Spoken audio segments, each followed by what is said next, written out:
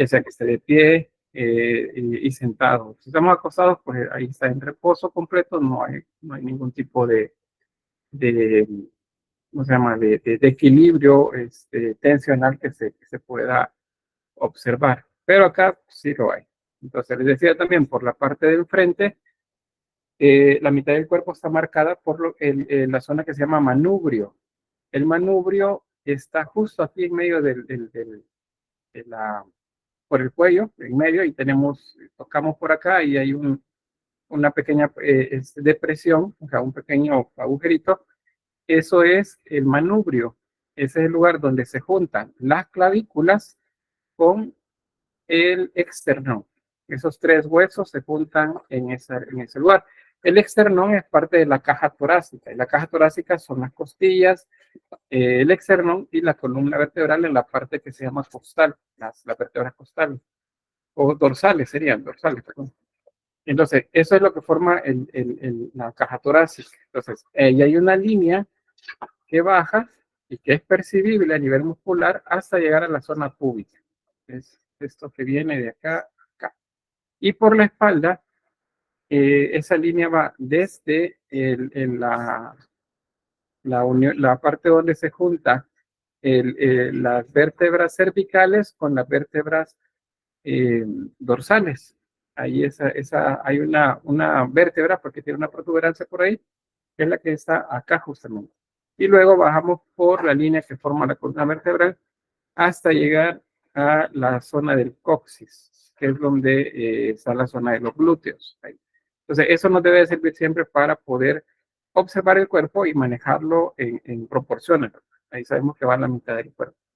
A nivel digamos, arriba abajo, según el canon, sea de 7 cabezas o de 7 cabezas y media, la mitad del cuerpo siempre se establece a la altura del pubis. Ahí está la mitad. Por ejemplo, si son 7 cabezas, significa que 3 cabezas y media al pubis, de arriba hacia abajo. Y si contáramos de abajo hacia arriba, 3 cabezas y media también hasta la zona pubis. Eso es, y ahí está proporcionado el cuerpo de manera ideal, acuérdense, de manera ideal. En la realidad, en el natural, el dibujo, la escultura del natural es diferente. Ahí puede que las piernas sean más cortas, sean más largas, los hombros más anchos, los hombros más cortos, la cabeza más grande. Es decir, todo es diferente. Así que solo valoremos. Los griegos lo hacían básicamente atendiendo la métrica únicamente. Algo más que les mencionaba ayer, aparte del equilibrio compositivo, que es el que se logra con el contraposto, es el equilibrio, bueno, es el equilibrio físico también, pero el equilibrio temático. En ese caso, digamos, no hay nada en el cuerpo que se vea fuera del lugar. Una de las preguntas que aparecen siempre, que la hagamos o no la hagamos, a veces no se hace porque pues es cuestión, a veces se maneja como un tabú, pero déjame ver acá, vamos a comenzar por esa. Los genitales en la escultura masculina es bien pequeña y en la escultura femenina solamente marca un volumen, que es lo que se llama Monte de Venus, es el nombre que se le da. El caso de los hombres es pequeño. ¿Cuál es la razón de esto? Que no interesa en la composición. A nivel compositivo, parte de ese equilibrio es que eso no se note tanto, no se vea tanto, porque no interesa en la representación. O sea, sí está desnudo, pero hasta ahí no hay otra cosa. Cuando se dimensiona de manera exagerada o se hace más allá de la norma, que es eso que estamos observando, entonces está relacionado con aspectos de la fertilidad eh, y en algunos casos también de algunas divinidades en específico eh, que tienen que ver siempre con la fertilidad. Esa es la razón por la que pues no se nota tanto, no llama la atención, porque no es importante dentro de la composición. Bien, luego de eso pasamos a algunos ejemplos acá. Esto es eh, lo que les mencionaba, bueno, al inicio, cuando veíamos la arquitectura, les decía que la arquitectura en general va a estar siempre cubierta de relieves o de esculturas adosadas. Estas de acá se llaman frisos. Esos son, tienen un relieve menor, no sobresalen tanto para con los demás, y se llaman frisos. Y estas que ven acá hacia la derecha, estas se llaman metopas. Las metopas son mucho más grandes, tienen una, se dimensiona pues de manera mayor, pareciera que solamente están pegadas sobre el fondo. ¿Sí, Carolina? Y aquí también se toma, bueno, por las imágenes que está mostrando, también se toma la yuxtaposición. Sí, exacto. Sí, gracias ahí por recordármelo. Sí, la yuxtaposición es la manera como logran obtener la profundidad, porque la perspectiva simplemente no la desarrollan ellos. Solo hay una ilusión de perspectiva a partir de la yuxtaposición. Eso sí recuerdan, en la imagen esta les muestro. La figura solo parece que están una atrás de la otra, pero si se fijan, esta está atrás, pero el brazo pareciera que está al mismo nivel de la pierna en primer plano de ese primer personaje. Y eso si verificáramos las esculturas y frente a frente, veríamos que, por ejemplo, esta rodilla, el tamaño de esta rodilla, está al mismo nivel de esta otra. Eso significa pues que no hay una distancia tan grande, pero colocar uno tras de otro, pues es lo que nos da la ilusión de profundidad. Bien, ¿qué más sobre eso? Ah, bueno, la Atenea Partenos. La Atenea Partenos estaba en el Partenón, en el edificio principal de la Acrópolis de Atenas. Esta imagen que ven ahí representa a la patrona de Atenas, la diosa Atenea, o como le llaman también Palas, y era una escultura de Fidias, el escultor Fidias, que tenía alrededor de 12 metros de altura. Bueno, esta copia que está en Nashville, bueno, en Estados Unidos, eh, esta mide 13 metros de altura. Vean ahí el tamaño que tenía. Y bueno, ¿qué es lo que tiene en la mano? Un ángel, No, los ángeles no existen en esta época un como querubín, alas. no sé, Bueno, gracias. Vamos. Acuérdense, los ángeles no tienen alas, no tienen una alas. reina. Sí, es una deidad, una divinidad. Karen, ¿Puede ser un mensajero? no, no. Mensajero, ángel significa mensajero, pero los ángeles con alas, recuérdense que son un símbolo que aparece en la Edad Media, o sea, no es época todavía. Estamos más o menos a 800 años antes que aparezca el primer ángel con alas. Los ángeles no tienen alas en la Biblia, no dice eso la Biblia.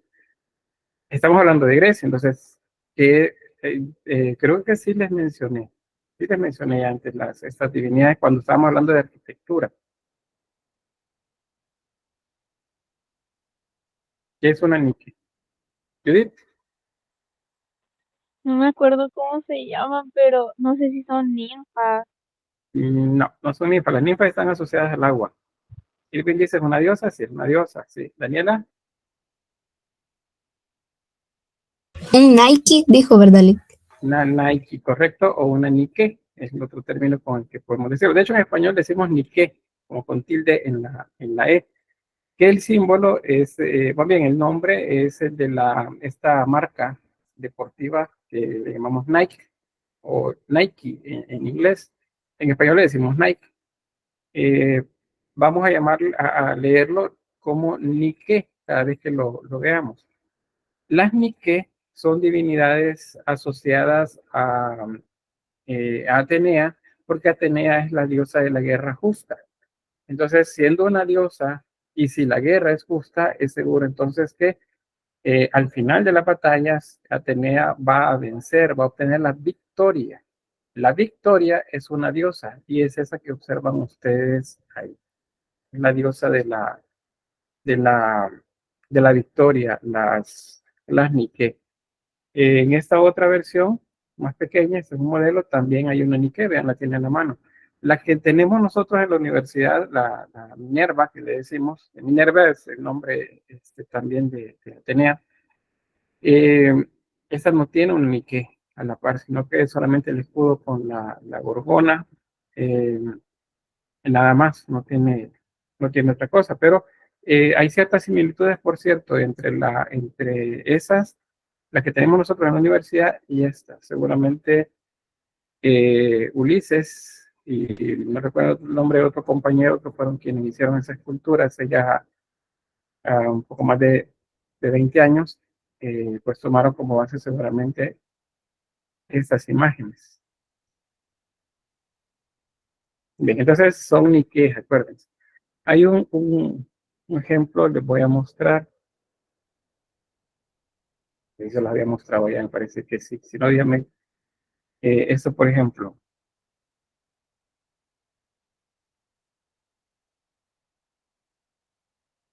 Vimos la Plaza Libertad. Sí, conocen, ¿verdad? Sí, Dígame. ¿Sí? Sí, disculpe que lo interrumpa. Fíjese que una compañera, Mónica Alexandra Bonilla, está intentando ingresar, ya lleva como 4 veces intentando ingresar a la clase y dice que la saca. En serio, pero no me aparece ningún aviso acá que alguien esté intentando entrar. No sé si alguien más tiene el mismo problema. Déjeme ver, 44 personas en la llamada. A veces cuando hay algún problema por la señal, me avisa el sistema, pero no me ha dicho nada. No sé cuál será el problema. Sí, porque eso me está diciendo que está intentando ingresar a la clase desde hace rato y no puede, porque la saca. Ajá. Tal vez si reinicia la computadora o el celular, dígalo, por favor. Vaya, vaya. Ajá. Y luego ojalá pueda entrar. Si entra, me avisa ahí en el chat. Porque si no, a mí no me aparece ningún aviso de alguien que quiere entrar. Bien, les mencionaba esto porque, eh, vamos a ver, esta imagen que tenemos, o esta que observamos en la Plaza Libertad de San Salvador, esta, yo le pregunto, ¿qué es? un Nike. Porque son femeninas, una Nike. Las Nikes son diosas de la victoria. Entonces, esta imagen es falso, es un ángel. Se los han dicho seguramente en la escuela. Bueno, aquí en la universidad puede alguien que les diga que el ángel de la Plaza Libertad. Lo van a ver en las noticias, lo van a ver en revistas, lo van a ver en periódicos, en todo dice ángel, pero estas no son ángeles. Ahora, ¿quiénes lo sabemos? Pues los que a través de la academia pues nos encargamos de la investigación, ¿verdad? De la revisión, el reconocimiento, lectura de formas, ¿cómo se dice? Morfología de las esculturas o de los monumentos, más bien de los monumentos. Entonces, esta es una Nike. Se han ido a México, o sea, han escuchado de México, dicen el ángel no me acuerdo qué, pero ese era un ángel bien importante en la capital. Esa también es una Nike, es femenina, y bueno, y aquella, más aún que esta, aquella tiene el dorso desnudo, o sea, tiene los pechos al aire. Eso es algo que se llama, bueno, lo van a ver cuando se trabaja en la Edad Media, en la Historia 2, el ostentatum mammarium, que es una forma de mostrar autoridad por parte en la Edad Media, más bien. Bueno, se ocupó también en Roma. En Roma las mujeres romanas lo usaban. Entonces, en la que está en México tiene el dorso desnudo, tiene los senos al aire. Esta no, esta está completamente vestida, pero es una Nike, que ustedes ahora ya lo saben, ya nadie les puede, pues, decir que no es así. Las Nike son las que tienen alas y aparecen en el contexto del arte griego y del arte romano. Bien, esa la tenía aparte, ¿no? Entonces, o algo más, solamente como para comprobarles, según los análisis que se hacen, que toda la escultura estaba, ¿cómo se llama? Estaba completamente coloreada, todo estaba pigmentado. Sofía dice, creo que la serpiente simboliza el agua. Permíteme, hay algo más por acá. Gabriel dice, una pregunta, dice, la serpiente que aparece ahí por el escudo significa algo, pero no sirve en un bueno. Déjenme ver.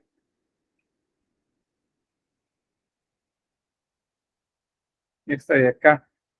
Eh, puede ser un símbolo de agua, pero fíjense que como está asociado a la diosa de la guerra y en el escudo ella tiene a la cabeza de la gorgona, ¿cómo se llama esto? La cabeza de Medusa, probablemente tenga que ver algo con Medusa, más bien la idea de la serpiente, acá, más que agua como tal, porque el resto de símbolos eso tiene que ver con la victoria, es decir, tiene que ver con la guerra.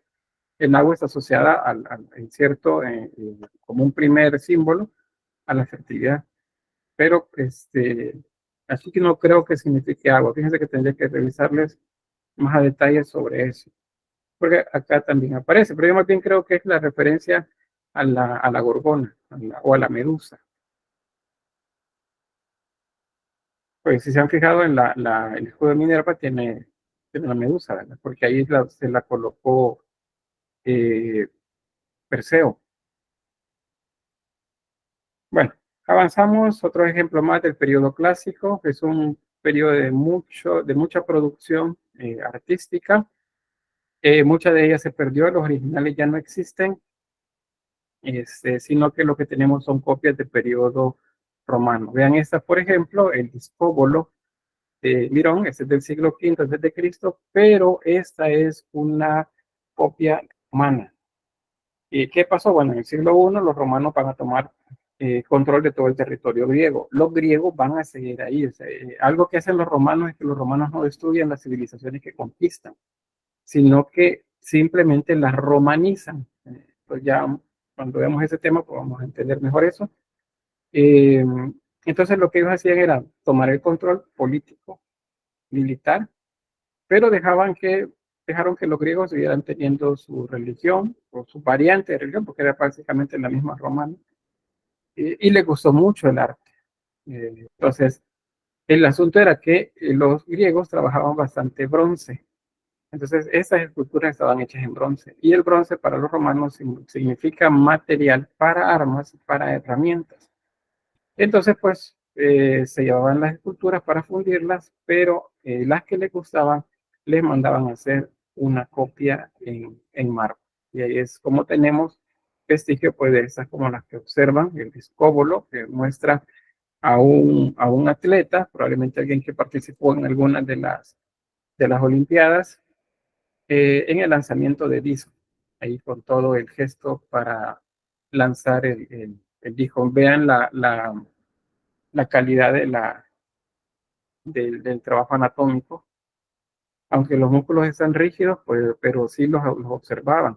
El serrato, el pectoral, el recto abdominal, el oblicuo, ahí atrás, probablemente se me llama pero está abajo del trapecio, no me olvido cómo se llama, el deltoides, el bíceps, los músculos del brazo, los tendones, las venas, todo eso aparece muy bien representado en la escultura. Otro ejemplo, la Venus de Gnido, ese es de Praxíteles, el 360 a.C. Acuérdense que es la diosa del amor, de la belleza y de la fertilidad. Entonces siempre, en el caso de ella, se va a dimensionar desnuda y siempre pues como una joven hermosa. Estos que observan acá son pedestales. Esto no es solo adorno. Vean que tiene unas cuñas. Esas cuñas hacen que la pierna y la escultura en general se vuelvan más fuertes y resistentes a cualquier tipo que sería de fractura. Sin embargo, esta está fracturada y es probable que haya sido reconstruida ya en tiempos modernos para poder exhibirla. Ven, tiene aquí muchas fracturas. Eso es porque pues las esculturas a lo largo de más de 2000 años pues sufrieron algún daño en la medida que las ciudades iban siendo ocupadas por diversas culturas. Pero el doríforo ya les mencionaba, aquí les explicaba acerca de por qué los genitales pues son pequeños. Lo mismo, toda la anatomía se marca bastante bien y en este caso utilizan también un pedestal para poder soportar el peso. Si este pedestal no estuviera acá, la escultura se quiebra aquí. Cuando ustedes hagan el próximo año escultura, van a llevar escultura 1, escultura 2, en una de esas cátedras van a hacer una figura humana, ya sea de pie o recostada, bueno, en la posición compositiva que a ustedes les parezca. Pero ustedes deberán tomar en cuenta que si quieren que la escultura no se quiebre de las piernas, en colocarle un pedestal a la par, que sirva como cuña para que le ayude a sostener la figura. Y noten acá también, aquí tiene una cuña. Esta, bueno, en la actualidad nuestra, como trabajamos con piedra reconstruida, no hay necesidad de hacer esto, pero para los romanos eso les solucionaba bastante, aunque compositivamente no se veía bien, pero sí ayudaba bastante a que las figuras pues se sostuvieran, las partes de las figuras se sostuvieran y no se quebraran. ¿Preguntas acá, por cierto?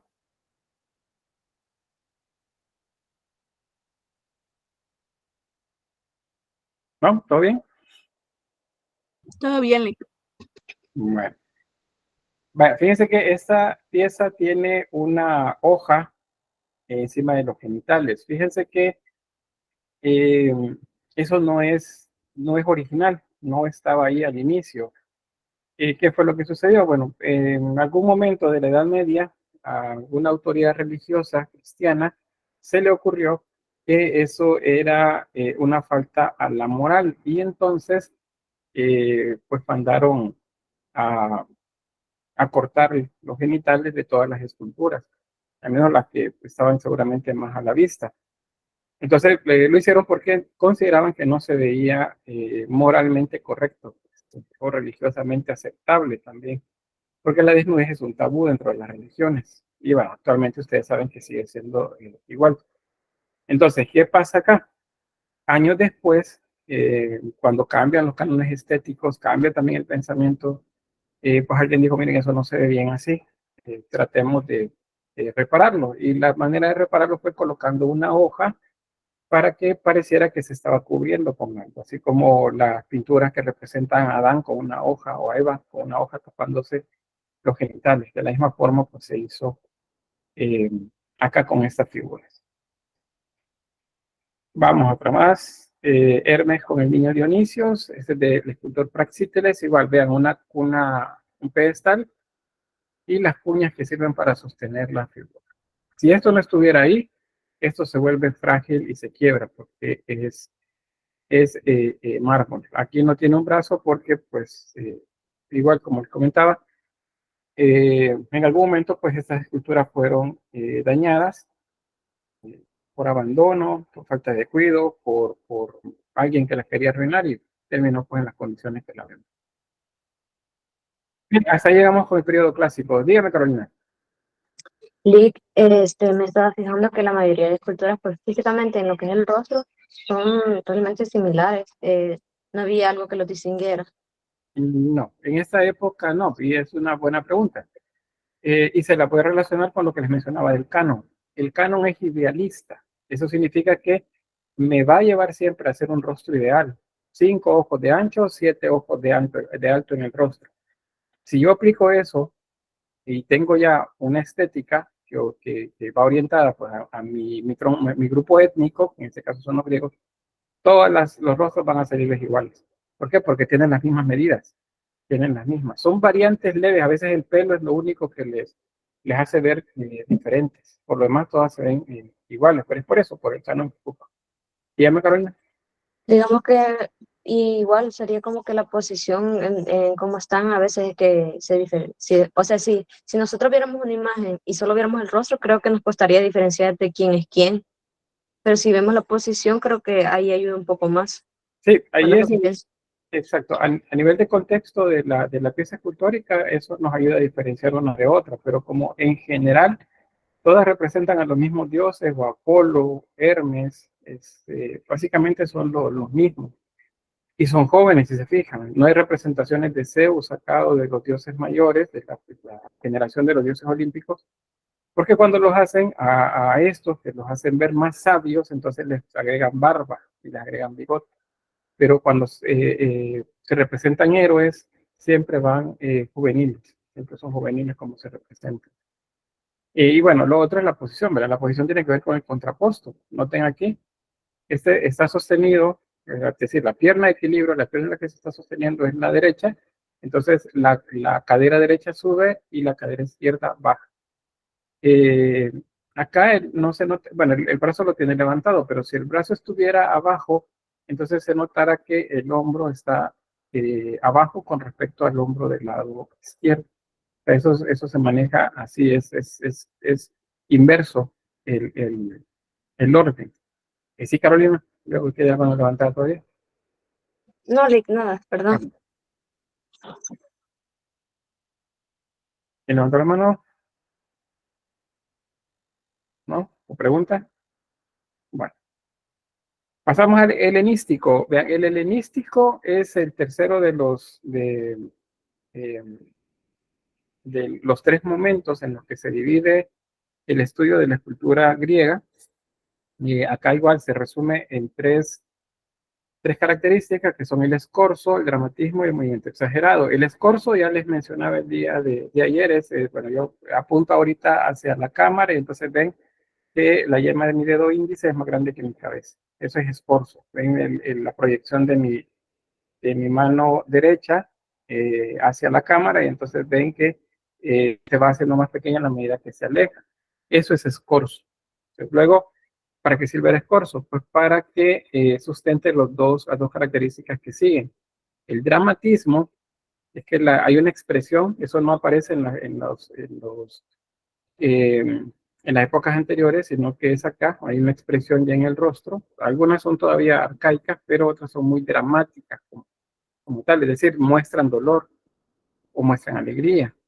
Hay un movimiento exagerado también, los cuerpos se contorsionan, se tuercen, mueven los brazos en unas posiciones o la cabeza en unas posiciones que no se ven tan naturales. Todas estas pues sustentan lo mismo, el escorzo, dramatismo y movimiento exagerado. Son tres características. En esta época es cuando hablamos de Alejandro de Macedonia o Alejandro Magno, hijo de Filipo II. Luego del asesinato de su padre, pues él toma las riendas de Macedonia. Eso es en el año 336 a.C. Eso es alrededor de 2550 años atrás en el tiempo. Y entonces él comienza a tomar medidas para poder unificar Grecia, primero Macedonia y luego la totalidad de Grecia. Hay guerras que se dan porque algunas polis se resisten a ese nuevo control, pero pues él es un estratega militar muy inteligente y logra ganar cada una de las batallas hasta lograr una hegemonía de Macedonia en toda la región. Una vez lo hace, pues entonces comienza a infilar en contra de aquella cultura del Medio Oriente que los ha estado asediando durante algún tiempo. Esa es la cultura persa. Por eso que los persas fueron los que lucharon contra los espartanos, ¿verdad? Esa famosa batalla en la que 300 espartanos se enfrentaron contra un ejército persa que era muchas veces mayor la cantidad de soldados que tenían. Pues entonces Alejandro comienza a empujar el retroceso y a ganar territorio. Eventualmente termina por conquistar toda la zona, dado que es, les repito, un gran estratega, llega a su dominio hasta Egipto y va a llegar luego hasta la India. Cuando llega a la India y viene de regreso, ahí es que sucede pues la tragedia en la que pues él fallece cuando tenía apenas 33 años de edad. Hay muchas teorías que discuten qué es lo que pudo haber sucedido si Alejandro no hubiera muerto. Porque la realidad es que, digamos, casi 300 años después, los romanos conquistaron por completo toda la región. Y durante esos 300 años, el que fue imperio helenístico bajo el dominio de Alejandro quedó dividido inicialmente entre los generales de él que trataron lo posible porque ninguno de sus descendientes o nadie de su familia pues quedara vivo para que reclamaran el territorio. sea, imagínense lo que sucedió después. Por eso dicen algunos que Alejandro Magno lo envenenaron, fue un asesinato. Otros dicen que se envenenó con algo que comió o se enfermó cuando fue a la India. Lo cierto es que pues, la historia hubiera sido diferente si él no hubiera muerto, eso es seguro, porque hubiera enfilado en contra de los territorios hacia el occidente y quizás ampliado más todavía hacia el oriente. Pero bueno, la realidad es que eso no sucedió y entonces los reinos helenísticos de Egipto, Siria y Mesopotamia que existían, pues quedaron bajo dominio de sus generales. Les repito, mataron a su familia para que no hubiera ningún heredero que reclamara el trono de Alejandro. Y de esa manera, pues, se dividió el territorio en diferentes naciones. Pues eso, no sé si hay algún comentario, algo que quisieran agregar ustedes sobre Alejandro o algo que conozcan. Quienes se llamen Alejandro o Alejandra, aquí en la clase, que el femenino de Alejandro, pues tiene un nombre poderoso. ¿Comentarios? ¿No? No, licenciado. Bien, ya le voy a preguntar ya entonces. Bueno, datos sobre esto mismo, para terminar, cuando sale de Macedonia y comienza la conquista de la región de Anatolia, que es la que les muestro acá, el Asia Menor, luego enfila hacia Egipto, ahí va a fundar una ciudad, su ciudad, la ciudad de Alejandro, a la que se llama Alejandría. Ahí es donde luego está el célebre faro de Alejandría, esa tremenda biblioteca que existía en ese lugar. Y luego va en territorio hacia Babilonia, en el lugar donde posteriormente, cuando viene de regreso del viaje a la India, es el lugar donde fallece. Pero antes de eso va hacia la capital de Persia y la conquista, Persépolis, ¿se recuerdan? Luego sigue, va fundando ciudades a las que le va colocando su nombre en la medida que va avanzando. Pasa de la región ¿cómo se llama esto? De la actual Irak, que sería la Mesopotamia como tal, hacia el oriente, la zona de Afganistán, Pakistán, todas esas zonas, pues las va a conquistar. Irán también, es la región de Irán, hasta que cruza el Indo, el Valle del Indo en la India. Y ahí es donde viene el regreso y muere justo de nuevo pues, cuando iba por Babilonia. Son datos que les podría mencionar. Hay un dato interesante, muy, ¿cómo se dice? Interesante. Hay uno de los filósofos, creo que es un filósofo de la escuela de los cínicos, que se llama Diógenes. Diógenes vivía prácticamente en la calle, vivía en algo así como un jarrón, una olla gigante, vivía en la calle. Y pues parte de sus conocimientos era acerca de eso, cuestionarse de que él no necesitaba nada de lo que estaba alrededor. Entonces, sabiendo la sabiduría que tenía, pues, Alejandro quiso irlo a conocer. Entonces, según cuenta la anécdota, pues llega donde él y habla con él. Eh, Diógenes le responde todo lo que le pregunta a Alejandro y luego Alejandro, pues por la admiración que le tenía, le dice que le pida lo que sea, que él le va a dar lo que él quiera. Y que si quiere riqueza, que si quiere pues posesiones, que él se las puede dar. Y a todos le responde que no. Entonces Alejandro le dice, ¿y entonces qué quieres? Y Diógenes le dice que te apartes porque me estás tapando el sol. Eso demuestra pues el desamor a a las posesiones que tenía Diógenes. Y queda como una anécdota pues, de tantas de Alejandro en sus caminos pues, por todas esas regiones. Bueno, vamos a avanzar.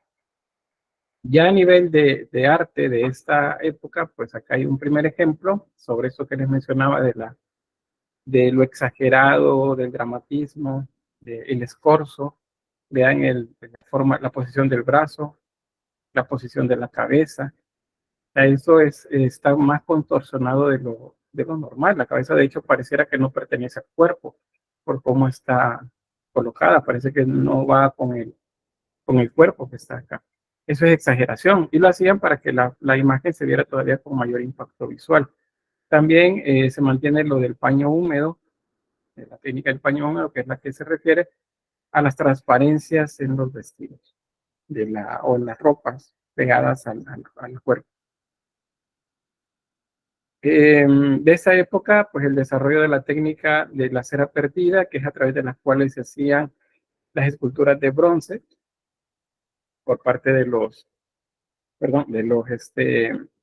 griegos. El proceso va así, miren, hacían primero un modelado, una escultura en un material, ¿cómo se dice? Un material maleable.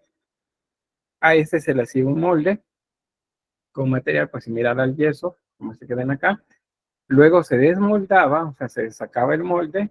Luego el molde se rellenaba con cera. Todo el material. En el caso de las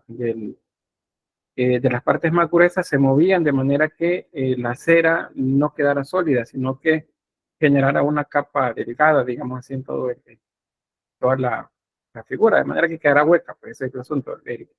El vaciado que se hacía con cera, la idea es que las partes gruesas debían quedar huecas. Entonces por eso se movían los moldes hasta que quedara solamente como una capa pegada en la superficie del molde. Luego se desmoldaba otra vez y entonces se preparaba la pieza, que como lo ven, se volvía a armar la pieza. Acuérdense, las partes más gruesas están huecas ahora y se hacía un relleno en las partes más gruesas. Vemos en este caso la que aparece como hueca es el dorso. Entonces acá se rellenaba otra vez con material. Luego se calentaba el molde para que la cera se perdiera, o sea, se quemara, se perdiera.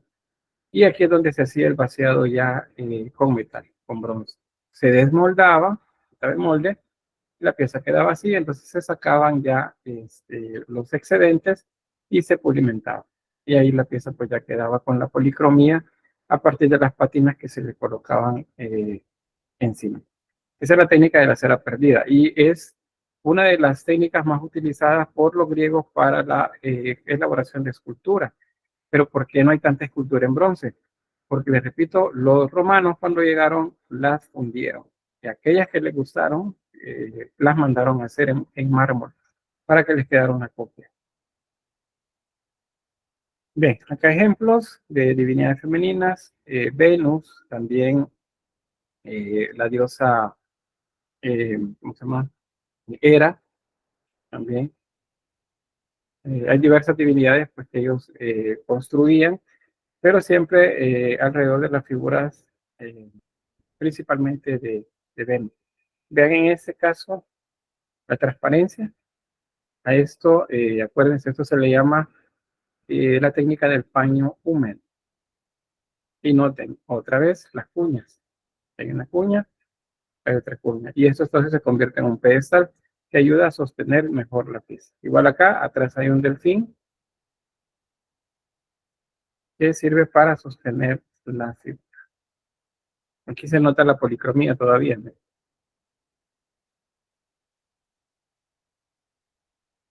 Bueno, todas estas esculturas estaban pintadas.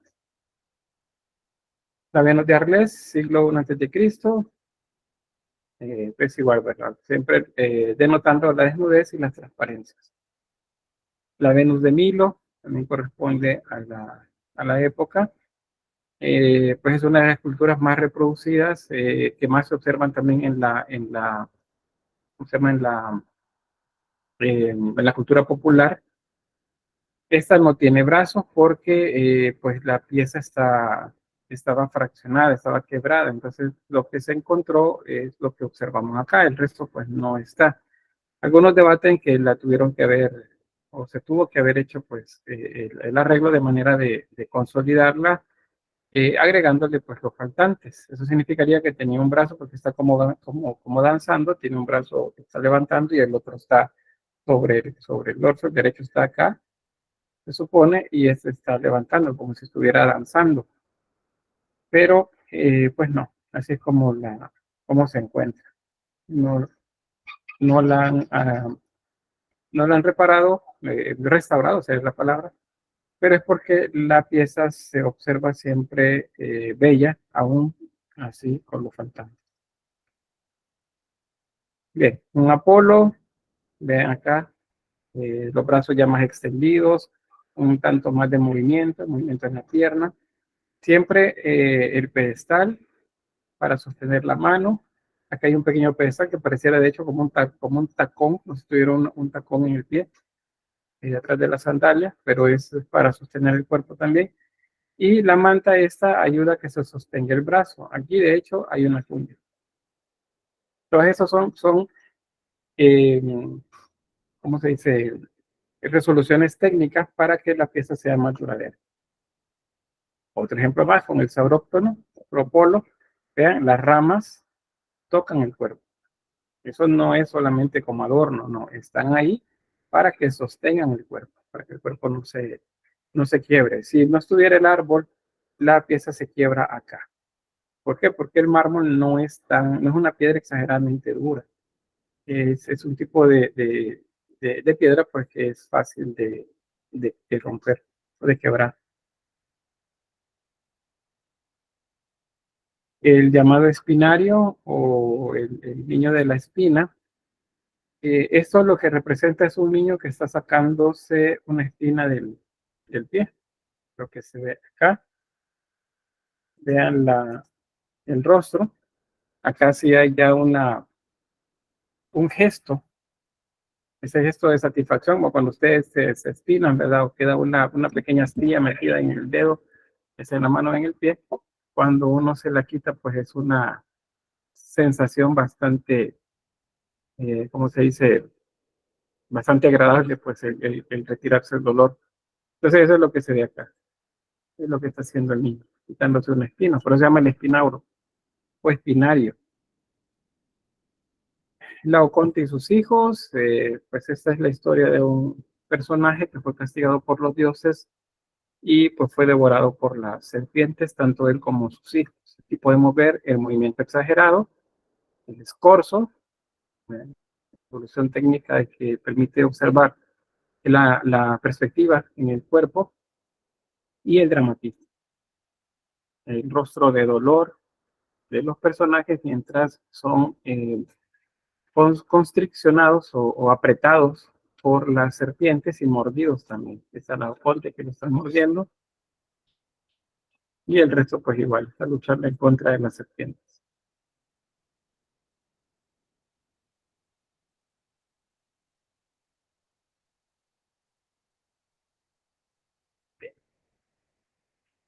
Una más, esta es una escultura de una diosa Victoria que fue encontrada en la isla de Samos. Por eso se conoce como Victoria de Samotracia, que fue encontrada en la isla de Samos.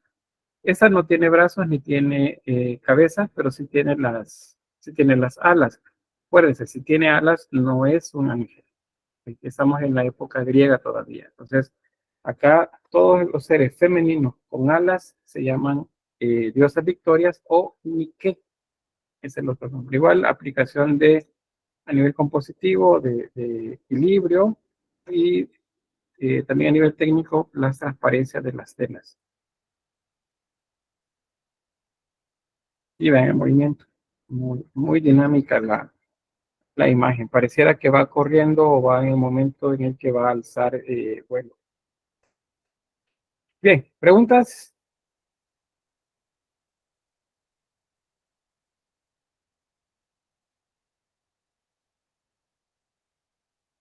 ¿No? ¿Mónica? Más que todo comentar que me parece fascinante que ellos jugaban bastante con las perspectivas y con el movimiento, además de usar como la transparencia, porque en realidad no se puede causar transparencia, pero ellos hacían como una técnica bastante buena para simularla bastante bien, que es el número. Y la verdad es que para generar ese movimiento y esa transparencia, pues me parece fascinante, la verdad, porque no es un material fácil de trabajar. Sí, muy bien, gracias. Eso es cierto. a pesar que la técnica es escultórica, la dominaban bien, no deja de ser bastante difícil aún, eso, lograr las transparencias. Van a ver ustedes, bueno, si es que no han hecho escultura ya, pero si cuando viven escultura van a ver ese es uno de los retos interesantes que se tienen ahí, tratar de conseguir esos efectos. Es bastante difícil. Ahora, los griegos ya a este punto tenían alrededor de 700 años de desarrollo de la escultura, entonces era un oficio que ya dominaban bastante bien y lograban transmitir a las siguientes generaciones también de manera bastante eh, completa. Bien, ¿alguien más?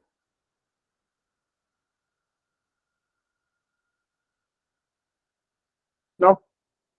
Bueno, otros ejemplos más, un fauno borracho, un Gálata herido, símbolo de las guerras. Como observan ahí, vean lo del escorzo que les mencionaba, el dominio de la anatomía, aunque pues los músculos están teniendo como contracciones que no son naturales, pero pues ya el que solamente los coloquen ahí es porque hay una observación bastante buena y un estudio anatómico bastante bueno.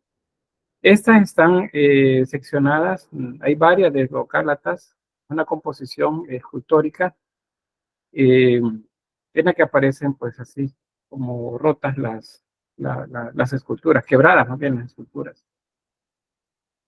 Bien, resumiendo, aquí les queda ese cuadro donde aparecen los tres momentos, el periodo arcaico, el periodo clásico y el periodo helenístico. Vean, cada una tiene una característica diferente o unas características diferentes. Ahí están resumidas, así que no debe ser difícil que nos las aprendamos, ¿verdad? Bien, hasta ahí llegamos con la escultura. No sé si hay algún comentario o pregunta.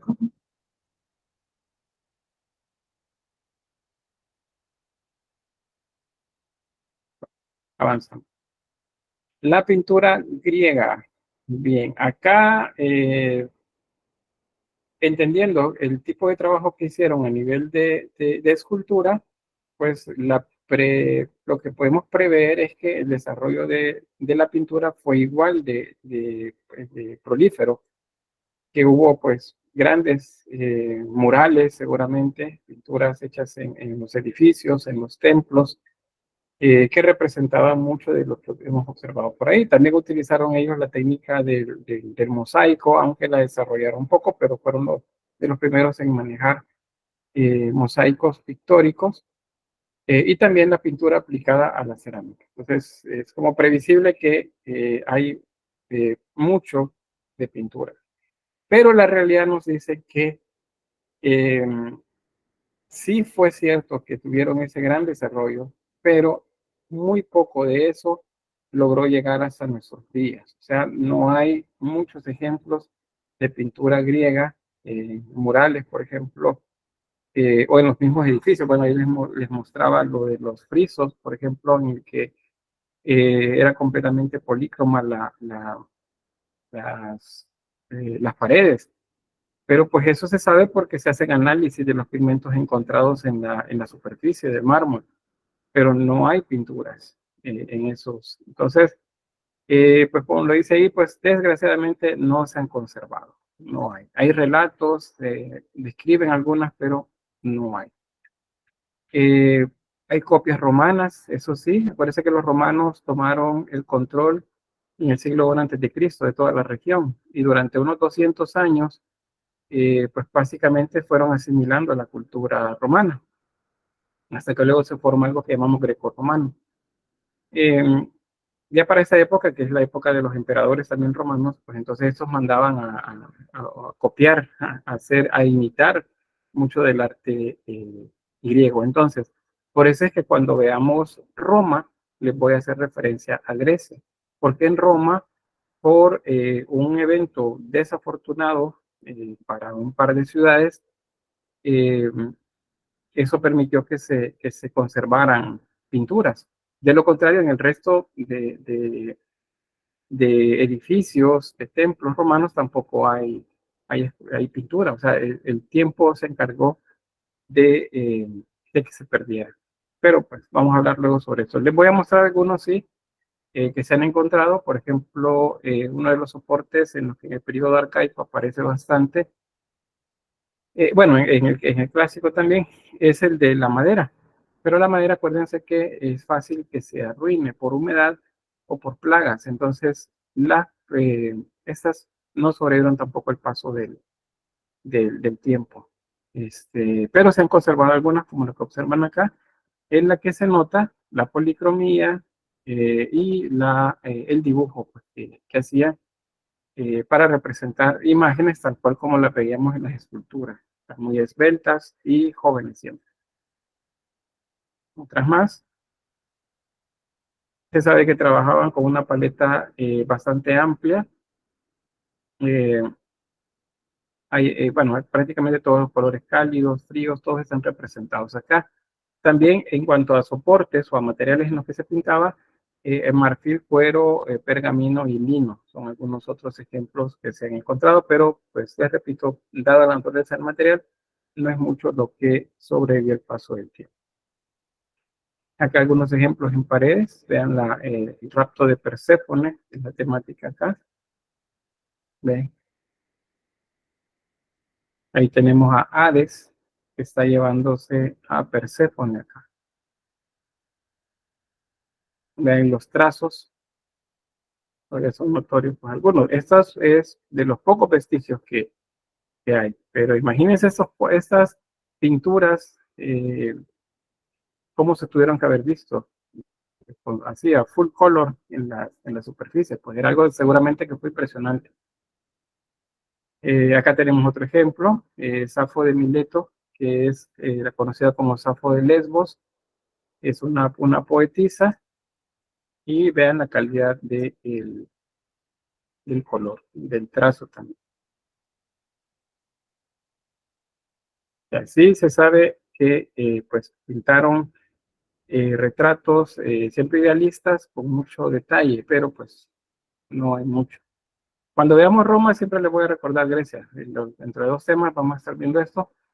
Las pinturas, por ejemplo, en Egipto, las pinturas romanas de retratos en Egipto, también son referentes para suponer cómo era también la pintura de retratos en Grecia.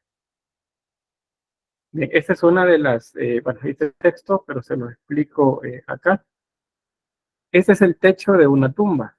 La tumba era como un cuadrado, es una habitación cuadrada. Entonces en el techo hay una pintura en la que se muestra a un personaje que está lanzándose al agua, a un río o un lago, no se sabría decir qué. Esta se conoce como el nadador. Entonces, en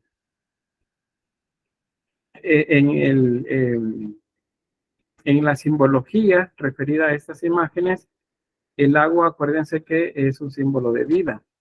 Está asociada también a la muerte. ¿Por qué? Porque los muertos iban bajo tierra, al lugar donde estaban los lugares de descanso, ya sea que fueran al Hades o a los campos de descanso, como los elíseos.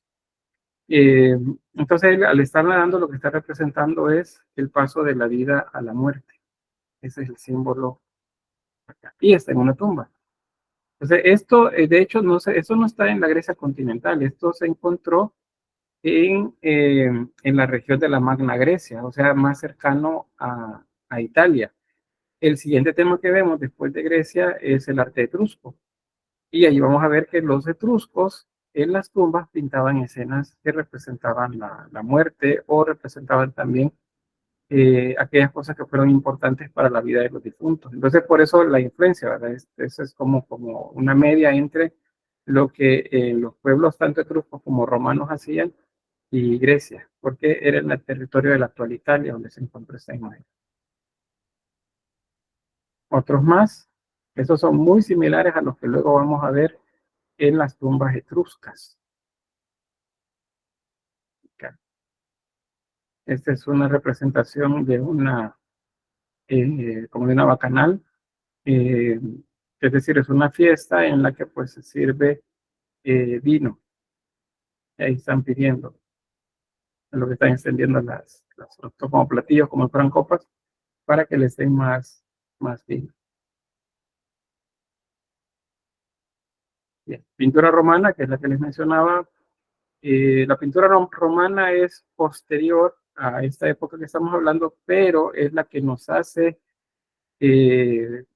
como entender pues el tipo de pintura que desarrollaron los griegos. Eso tuvo que haber sido el arte de los griegos también.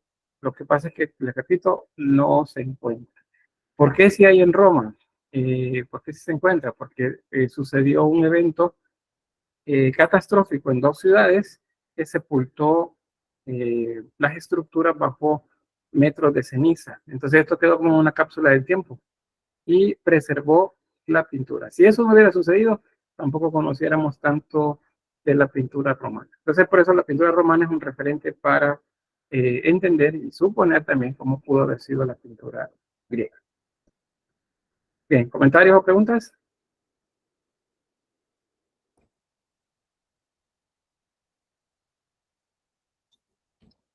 Avanzamos entonces. Bien, esto es pintura en cerámica. Vean, la técnica acá es diferente.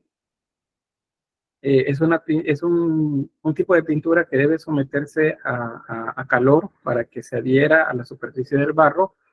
El tipo de material se llama engobe. El engobe es barro. Imagínense, el barro lo batimos, como lo mezclamos con agua, lo batimos bastante. Deshacemos todos los grumos, lo colamos, lo seguimos batiendo y lo dejamos ahí que pose. Entonces lo que va a suceder en el depósito que pongamos del barro es que al cabo de una semana, por ejemplo, se va a separar en capas. La capa superior es agua, luego las partículas menos pesadas quedan en medio y las más pesadas se van al fondo. Entonces se vacía el agua y la capa de en medio, esa capa que queda de partículas en medio es la que se recoge, se coloca en otro depósito y el área de abajo pues no se ocupa, o sea, se separa. Luego esa capa intermedia que guardamos se vuelve a batir con un poco de agua otra vez, se bate y se deja reposar de nuevo. Y otra vez sucede lo mismo. El agua va a quedar arriba, una capa de agua, en medio una capa de partículas muy finas, delgadas, y abajo las partículas más gruesas. Otra vez se quita el agua, se toma solo la capa de en medio y la otra se desecha, la de abajo se desecha. Ese material que quedó va a ser una consistencia cremosa, muy similar a la de las témperas que ocupamos, y a eso es a lo que se le coloca un pigmento mineral, es decir, un tipo de polvo sacado de algún mineral, de alguna piedra, por ejemplo, digamos, un color que sea rojo, por ejemplo, se mezcla con el barro y con eso ya se pinta encima de las superficies. O el naranja que vemos ahí, por ejemplo, se pinta sobre la superficie cuando el barro todavía está crudo, pero está un tanto duro, eso se llama dureza de cuero. Cuando está en ese término, se pinta, se deja que seque todavía un poquito más y luego se bruñe. La palabra es bruñir, se lo voy a escribir ahí en el chat. Bruñir es el término. Bruñir. Cuando se bruñe con una piedra lisa sobre la superficie y entonces lo que hace es que la pintura se pega por completo y se impermeabiliza la superficie. Si ustedes quieren que ese color quede, ¿qué le pusieron? Bueno, lo meten a horneo y cuando se quema, esa capa se pegó para si se hizo bien, esa capa se pegó sobre el barro, ya está pegada, es parte del barro. Entonces, cuando tenían eso los griegos, lo que hacían era lo sometían a otra quema. Entonces preparaban una mezcla de este barro fino siempre, lo mezclaban con, por ejemplo, ceniza, mezclaban con la ceniza y luego ponían, digamos, capas. Voy a poner ese ejemplo. No, ese de acá, este es de las figuras que están abajo. Bueno, imaginemos que ya tenemos la superficie con el color naranja abajo. Eso ya lo tenemos, porque fue el engobe que pusimos. Ahora lo que vamos a hacer es, vamos a cubrir esta sección con esta mezcla ahora nueva que hicimos de ceniza con barro. Y cuando está seca, entonces comenzamos a dibujar encima de ella y raspamos eso de raspar es otra técnica también cerámica. Vamos raspando la superficie de manera de dejar visto el color del engobe. Lo demás queda cubierto, digamos, todo lo que ven aquí de naranjado quedó cubierto con esa capa que le pusimos de barro mezclado con ceniza. Bueno, dibujamos las figuras y entonces lo metemos al horno otra vez. Cuando la pieza comienza a calentarse, ya está, bueno, está muy caliente el horno, y las piezas comienzan a tornarse rojas por el calor, entonces el fuego se apaga, se mete, digamos, algún material para que haga, por ejemplo, carbón seco o leña aún, para que comience a hacer humo, y el horno se sella por completo cualquier salida o entrada de aire del horno. Entonces, el humo que se produce se adhiere al barro, a toda la pieza. Cuando eso está frío, entonces sacan las piezas, todas las piezas están completamente negras, completamente negras. Entonces, ¿qué hacen? Se lavan y la capa que se colocó, ¿se acuerdan? De barro mezclado con ceniza, se cae como que se va descascarando en superficie.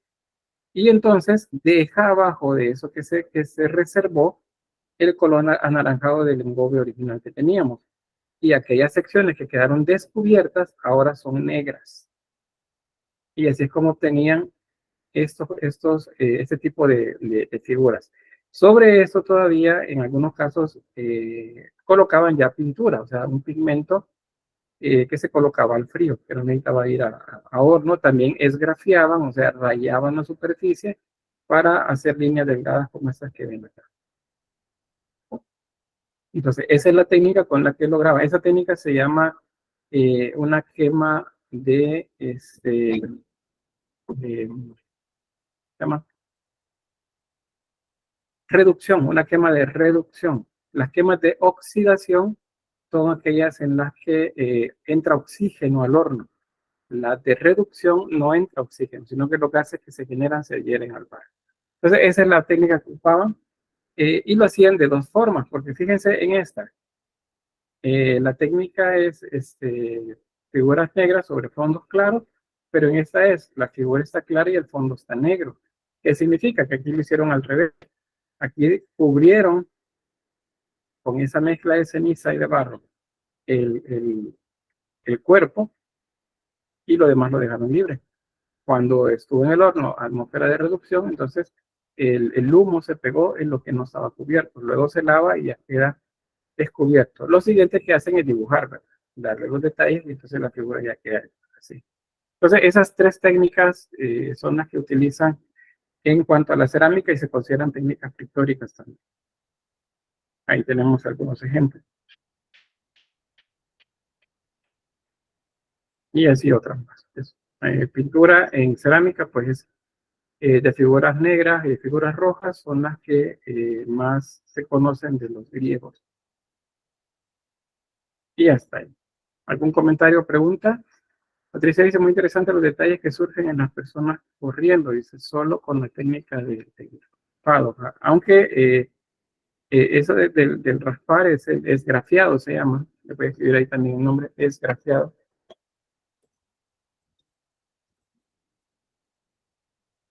Es grafiado, ese es el término. Ese de raspar, ese es grafiado. ¿Sí, Carolina? Así era como hacían los detallitos, como las líneas que se suelen ver, así como por decirlo así, actualmente como delinearlo, solo Sí.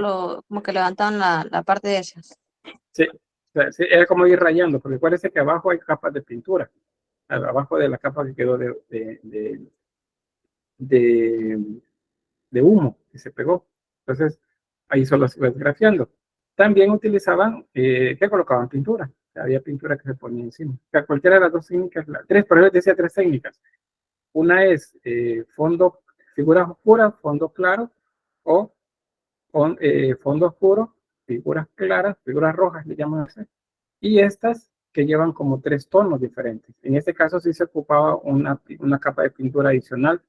Esa se dice al frío. O sea, no pasa por horno después, sino que se pinta y ya la pieza ya terminó. Bien. Y lo hacían mayormente solo o sea, al momento de pintarlo, ¿era decoración o como en, es que no sé cómo explicarle? Si tenía algún otro significado o solamente era decoración en sí por la cerámica. Los temas, Ajá. la temática, no. Siempre es simbólica, como depende de lo que estén mostrando. Por ejemplo, en este caso son los que se llaman eh, bueno, maratón es el deporte que tenemos actualmente, que es donde se corren 40 kilómetros, ¿se recuerdan? Entonces, esos son como maratonistas. Atletismo es la palabra que buscaba, ese atletismo, lo que se muestra, es decir, es una ceremonia relativa a una de las Olimpiadas. Este caso es Heracles, ese que ven aquí a la izquierda. Este es Heracles, o sea, el Hércules. Este otro, si no estoy tan seguro quién es, fíjense, quién está representado acá. En la siguiente, Dionisio, la representación de una carrera, esos también son parte de las Olimpiadas. Las carreras con carruajes se agregaron también eh, luego de un par de años a las Olimpiadas. Esta es una dama que se está vistiendo, probablemente debe ser algún recipiente para colocar perfume, por ejemplo. Esta otra es esos personajes, Aquiles y Patroclo, me parece que es el otro, no sé el nombre de otro personaje, pero este sí es Aquiles, que están jugando a la suerte ahí. Y así, pues decir que no es solamente por decorar, sí había un significado. Y hay algo escrito en las imágenes. A veces tiene que ver con el uso y otras es simplemente decoración. ¿Por qué nos enseña cómo son sus costumbres? Porque ellos fueron los primeros en pintar en cerámica. No. Eh, ya pintaron en cerámica los egipcios, pintaron antes, por ejemplo, los persas. También tienen algunos ejemplos, aunque hay poco, de ellos hay poco, pero los egipcios pintaron bastante. En el mar Egeo, acuérdense, las culturas de esa región, por ejemplo, las de las Islas Cícladas, esos pintaban la cerámica, los ídolos femeninos que hacían de la diosa madre iban pintados. Eh, los, eh, los minoicos, la cultura minoica también, la cerámica Camares, toda esa estaba decorada. Recuerdan pues todo eso. Si no, pues hay que ir a revisar los materiales porque el laboratorio es el próximo. Pero la cerámica Camares, por ejemplo, es completamente decorada. Y los griegos acá que lo perfeccionan. O sea, lo que hacen los griegos es perfeccionar. Ya al menos en esta región, porque en la región de Egipto, los egipcios hicieron lo propio con las esculturas en cerámica. Bien, no entiendo, Patricia, por qué nos enseña cómo son sus costumbres, cultura y creencias. Será didáctico. No, perdón, es que hay un comentario de por medio. Dice, muy interesante los detalles que surgen en las personas corriendo pero con la técnica de raspado o bien pues grafiado. Sería didáctico, no artístico, porque nos enseña cómo son sus costumbres, cultura y creencias.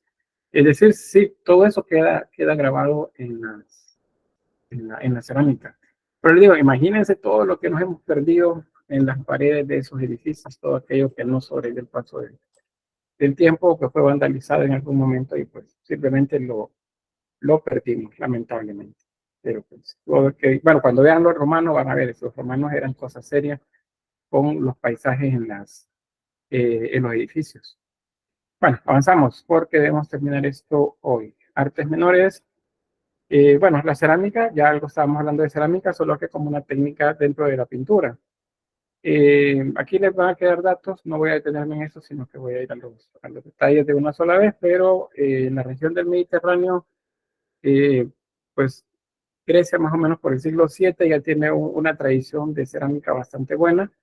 Los griegos conocieron también el torno, o sea, trabajaron en tornos la forman y hay una variedad muy, muy grande de diseños que trabajaron, tanto formas abiertas o formas cerradas, formas pequeñas que eran como para guardar aceites o perfumes, formas grandes que eran para guardar líquidos, otras para fermentar, por ejemplo, vino. O sea, hay una cantidad muy, muy grande eh, de formas cerámicas que ellos realizaron.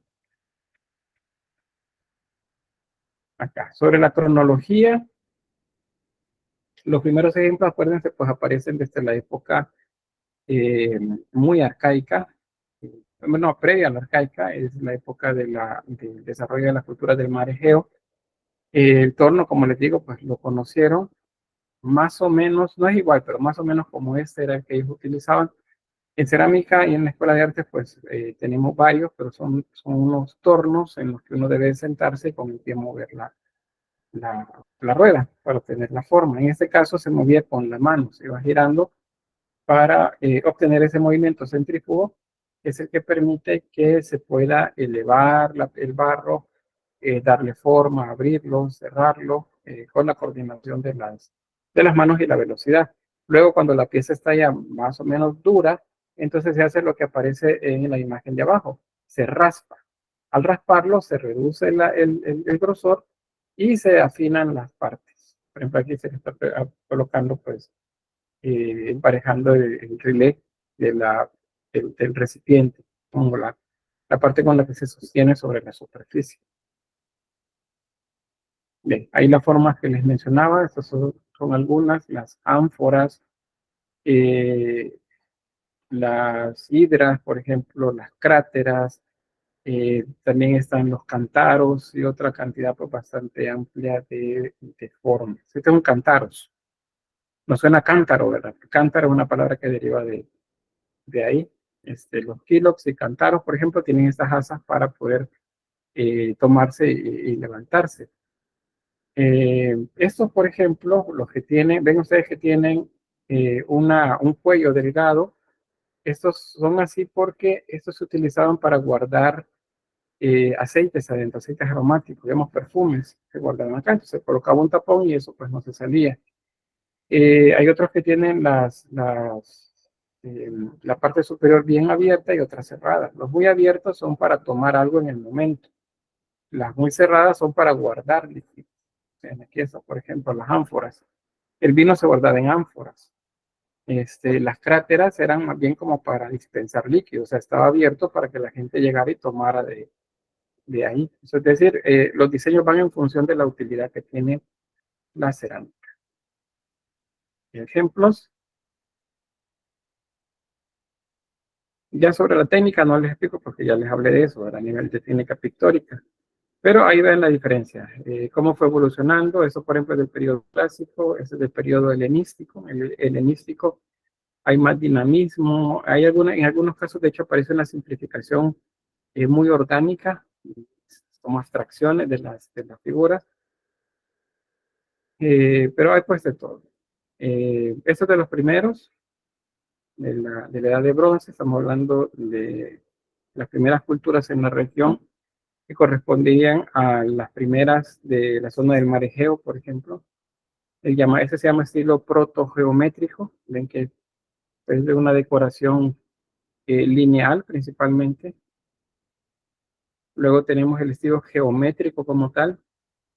En este hay un desarrollo mucho mayor de detalles geométricos, ya la cantidad de detalles, y todos van como al mismo nivel, ¿verdad? Hay un desarrollo estilístico y técnico bastante depurado.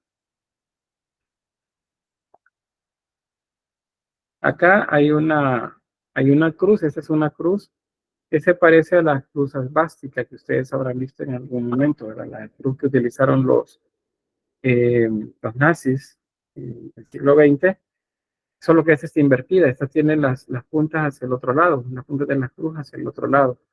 Es porque es un símbolo oriental, de la zona de Mesopotamia y de la India.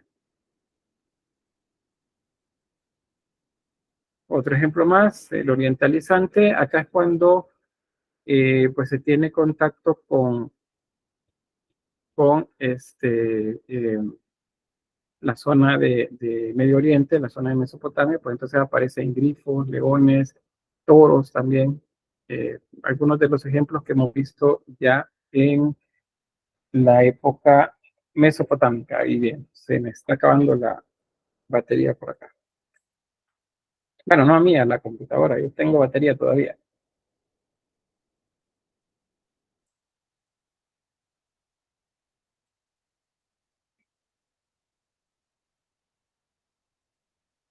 Es. Bien, vamos a ver una más. Y el de las figuras negras, que ya les mencionaba, y el de las figuras rojas. Eso correspondería como el periodo clásico del desarrollo griego. Acuérdense lo que les mencionaba, ahora, si las figuras son negras, significa que el fondo se reservó con este material para que no se llenara de humo en la quema de reducción que se hacía. Si las figuras son rojas, significa que las figuras son las que se reservaron y el fondo se dejó libre para que se llenara pues, del tono que toma con el humo. Este es el periodo helenístico y ven ahí pues como mucho más orgánico, mucho más depurado técnicamente también la apariencia. Figuras de terracota también desarrollaron a nivel de escultura cerámica. Algunas tenían los brazos que se podían mover, como esta que ven acá. Muchas de estas son divinidades menores que se asociaban, por ejemplo, a la fortuna. A veces dicen la diosa fortuna. Se tenían pequeños altares que se hacían en las casas para que, pues, se suponía, pues, la buena fortuna llegara hacia él. Orfebrería y joyería, pues el trabajo en oro, en bronce, en plata, como accesorios, aretes, collares, pulseras, brazaletes. Todo eso se hacía también. Había de diversos materiales, pero además, no todo era de oro o no todo era de plata, pero dependía de quién era pues, quién era el público consumidor. La élite, seguramente oro, ¿verdad? Clases más bajas, probablemente bronce y otros materiales. Y ahí finalizamos la temática del arte griego. ¿Alguna pregunta?